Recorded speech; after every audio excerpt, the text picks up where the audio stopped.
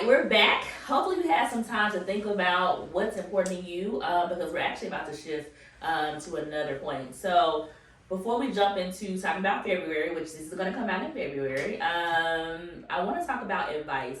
I think one of the most powerful things I've heard growing up was each one, reach one, teach one. And so, with the network of alumni, I'm looking at a wall here, and if you can see this wall here, it's hundreds of names on this wall sign saying they're all in this work of reimagining what's possible. And so that means that they have to be able to give advice to each other and give thoughts on how to help you get there, as well as the other wall said building the movement. And so I want to know for you, for the core members that might be watching, what advice would you give them to help them think about joining the core or just advice in general to be better core members in TFF? Yeah, I mean, so I grew up in Orange Mound. I went to an elementary school called Hanley Elementary. Miss Ruby J. Payne, she's one of your sorors, right? Yeah. Miss Ruby J. Payne has made a huge imprint on my life. And so she used to have us say this daily pledge, and at the end of it, it says, if it is to be, it is up to me. And so I just, impart that wisdom on all of the viewers for today. It's been a very profound statement that has guided me through a lot of decisions. Oftentimes we wait on someone else to take action. We wait on someone else to take accountability. We chastise other people, but if we bring that into a space of control, which is within ourselves, then so much more will be done. If every single person on these walls says, if it is to be, it's up to me, then one day all children will mean something totally different. And so it's just important for us just to not wait, and just to figure out what can we do. You might not, be able to pass sweeping legislation, but from small acts, that can be something that can join all of the other small acts of other people and make a huge impact. And so, this being February and being Black History Month, I always, believe that change is local. That's why I'm a local legislator. That's why all of my energies go towards local action and change. We get a huge opportunity here in Memphis to preserve neighborhood identities. And so I just want to lift up to people that whether you're from Memphis or not, I would just encourage you to find an action that you can take at the neighborhood level. Things that we do to ensure that our neighborhoods are clearly defined and are advancing are such a great depositive, just benevolent energy. Because when a resident does not have a neighborhood to protect them, they're just left wide open. And from my perspective of being a legislator, it's very difficult to lead and represent.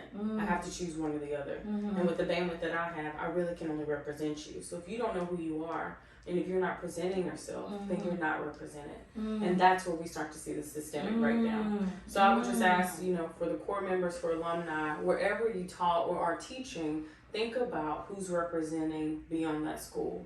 If you don't know what the neighborhood is that your school is in, figure it out. And when you figure that out, figure out who are the organizers, who are the community leaders, who are the spokespersons for that neighborhood. And if they need additional capacity, that's where you put your energy. You attend those meetings, you support them, you bring your professional expertise, your time, your energy, your resources, your network, take it to the neighborhood and build capacity. And I guarantee we're going to see change here in Memphis. And it's the same strategy for anyone, anywhere else. Neighborhoods are just very important for us to protect and to preserve. So that's the message. That's the message.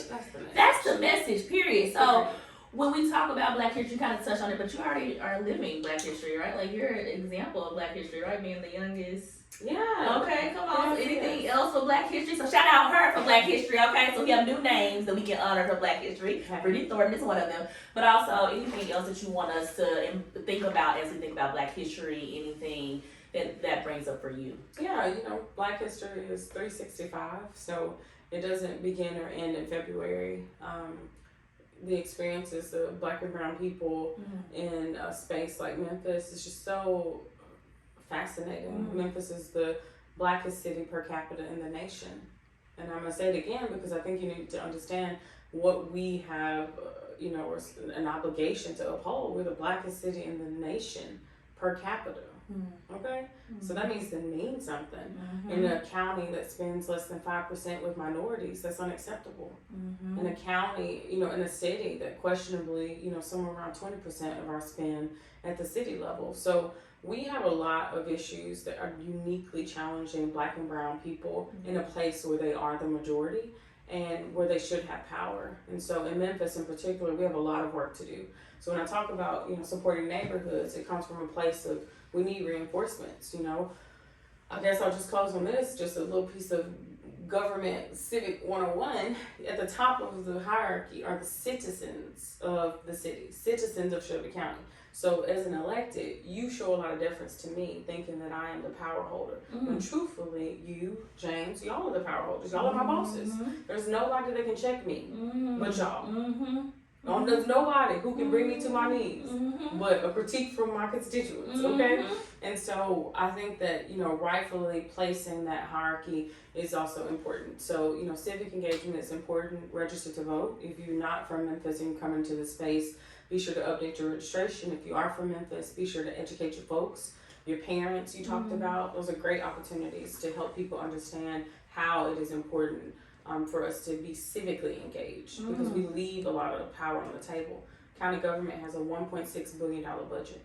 Memphis City Council has about $750,000 in their budget. So how many people know their county commissioners? People still call me city councilwoman. But you leave twice the amount of monies on the table for us to do what? Not spend with minorities. So it's just, you gotta bring all these things full circle. So when you think about how you're directly being impacted in this month of Black history, think about it. If Black businesses are not being cultivated and being able to have money in their bank accounts, but they reside in your community, and being a Black business in a Black neighborhood, who are you gonna go ask for? When it's the turkey drive, when it's the Coke drive, when you need something, you'll run to the Black business, but they're not getting the business. And so there is no type of cyclical relationship where Black businesses, minority businesses are able to give back to their communities if they're not receiving the contracts. So, for me, it's always been about green every single time. People often will try to racialize me to say, people say, it's politics, but it's always about green to me. That's all I see is green. What are we doing with the green?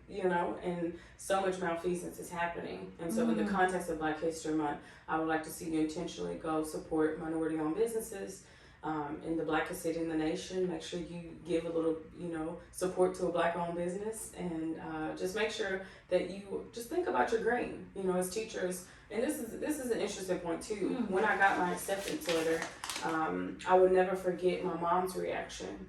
And she was paused because she said, "You're making more than me."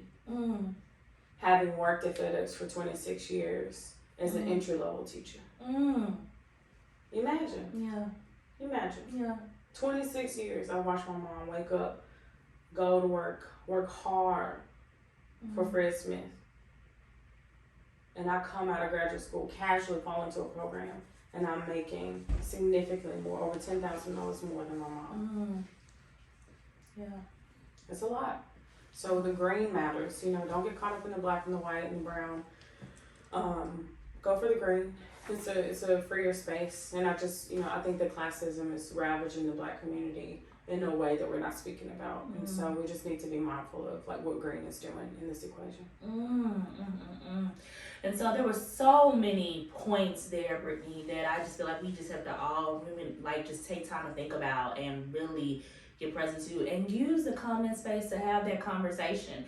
That's the point. We have conversations and think about things. That's where we can also begin to take that thought and to turn into action. So you have a lot of advice from Britney I think you should lean into for this Black History Month and also for the rest of the year. And also make sure you reach out to someone and make sure you're trying to really lean into your power. What is your power, and how can you pull somebody along with you to really enact their power to really see the change you want to see? We're going to be back with another episode soon, so please look at this one, get in the comments, share it, and then come back again to see the next episode. Love y'all. Have a good one.